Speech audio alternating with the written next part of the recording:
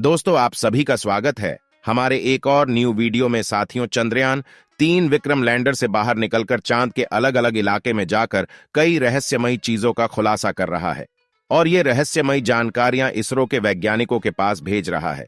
इसी के चलते ऐसा वीडियो आया है इसरो के वैज्ञानिकों के पास, जिसे देखकर हैरान हो गई है पूरी दुनिया भर के वैज्ञानिक। और इस वीडियो ने टहलका पूरी दुनिया में मचा दिया है। वीडियो देखने से पहले हम आपको कुछ बात दें। दोस्तों, हमारा चंद्रयान 3 चांद के दूर दूर हिस्सों में घूम रहा है और घूमते घूमते चांद की कई सारी जानकारियां और वीडियो इसरो के वैज्ञानिकों के पास भेज रहा है।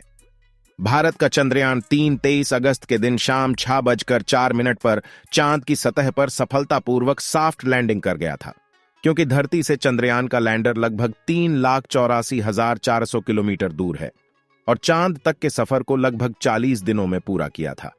इसलिए रात भर विक्रम लैंडर को आराम करने दिया गया और सुबह 24 अगस्त के दिन विक्रम लैंडर का गेट खुला और प्रज्ञान रोवर चांद की सतह पर बाहर निकल गया।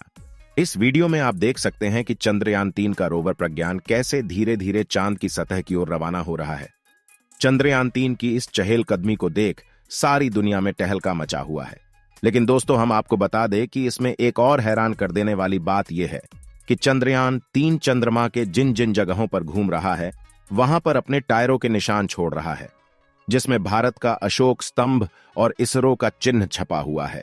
और दोस्तों, ऐसा पहली बार हो रहा है क्योंकि चांद के दक्षिणी ध्रुव पर पहली बार भारत के चंद्रयान 3 ने ही लैंडिंग की है और इसी के साथ भारत चांद के दक्षिणी ध्रुव पर उतरने वाला पहला देश बन गया। और हमारे भारत के होनहार वैज्ञानिकों ने चांद के इस इलाके में अपने अंतरिक्ष यान को उतारने में सफलता प्राप्त की है।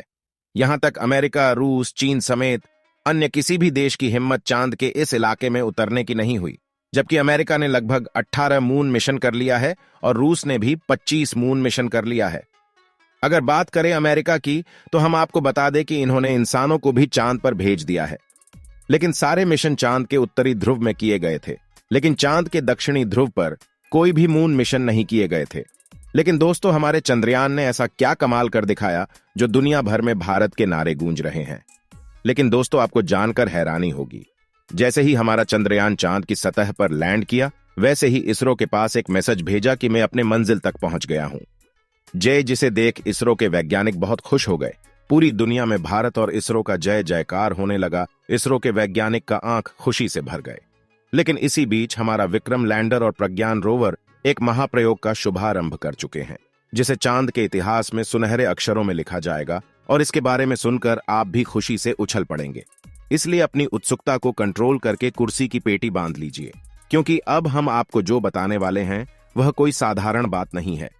दोस्तों, बात कुछ ऐसी है जैसा कि हमने आपको बताया कि 23 अगस्त के दिन चांद पर उतरने के बाद विक्रम लैंडर में थोड़ा आराम किया, क्योंकि उसने 55 लाख किलोमीटर का लंबा सफर तय किया था और 24 अगस्त के दिन सुबह इसने अपने मिशन के अगले पड़ाव की तरफ बढ़ना शुरू किया, जो कि था चांद की सतह पर प्रज्ञान रोवर को रिलीज करना, जिसके लिए उसने अपना एक हिस्सा खोलकर प्रज्ञान को बाहर निकलने के लिए रास्ता बनाया। और जैसे ही चंद्रयान का प्रज्ञान रोवर विक्रम लैंडर के सीने से बाहर निकला, उसके बाद वह पल ऐतिहासिक बन गया। दोस्तों, चंद्रयान 3 के रोवर ने जैसे ही विक्रम से बाहर निकलकर चांद की सतह पर चलना शुरू किया, वैसे ही इसने चंदा मामा पर भारत की अमिट छाप छोड़ दी, क्योंकि इसरो ने प्रज्ञान रोवर के पहियों पर इसरो का लोगो और भारत का राष्ट्रीय प्रतीक अशोक चिन्ह को बनाया था, जिस वजह से यह चांद पर सफर करते हुए आगे बढ़ रहा है। वैसे यह अपने पीछे भारत के नेशनल सिंबल अशोक स्तंभ और इसरो के लोगो की छाप छोड़ते हुए आगे बढ़ता जा रहा है। यानी कि आज से 1000 साल बाद अगर कोई देश या एलियन प्रजाति चांद पर पहुंचेगी, तो उसे भारत कि यह छाप वैसी ही दिखाई देगी। लेकिन अब आपके मन में यह सवाल तो जरूर आ रहा होगा कि हजारों सालों तक भारत व इसरो का चिन्ह चांद पर कैसे छपा रहेगा। तो आपको बता दे, चांद पर काफी पतला वातावरण है, इसलिए यहां पर धूल मिट्टी नहीं उड़ती।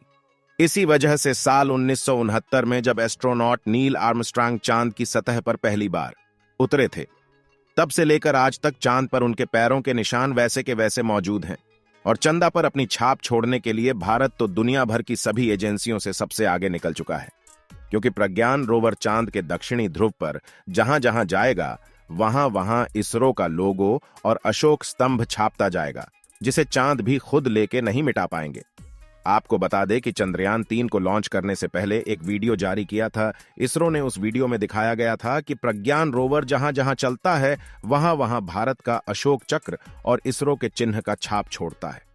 अब वैसे ही प्रज्ञान रोवर ने चांद की खाली जमीन पर भारत की कामयाबी का कारनामा करना शुरू कर दिया।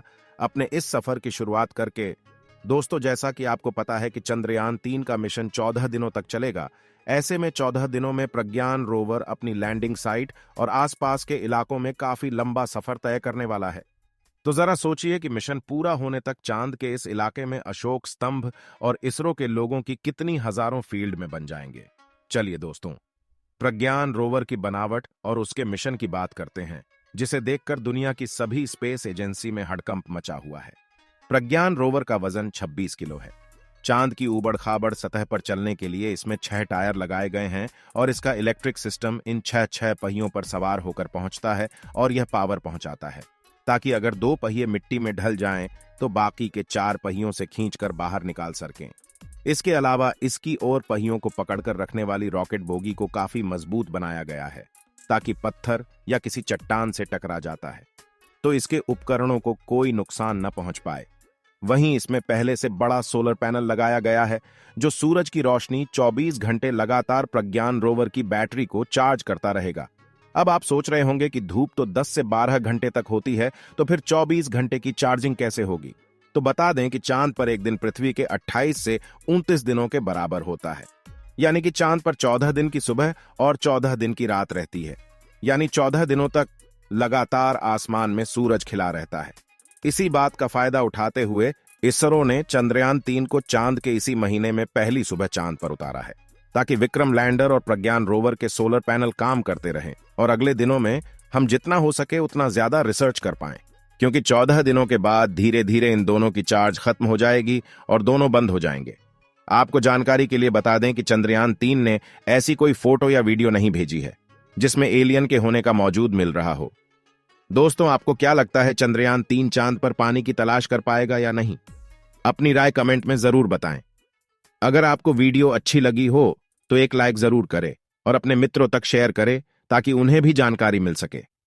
मिलते हैं किसी और वीडियो में, तब तक के लिए धन्यवाद।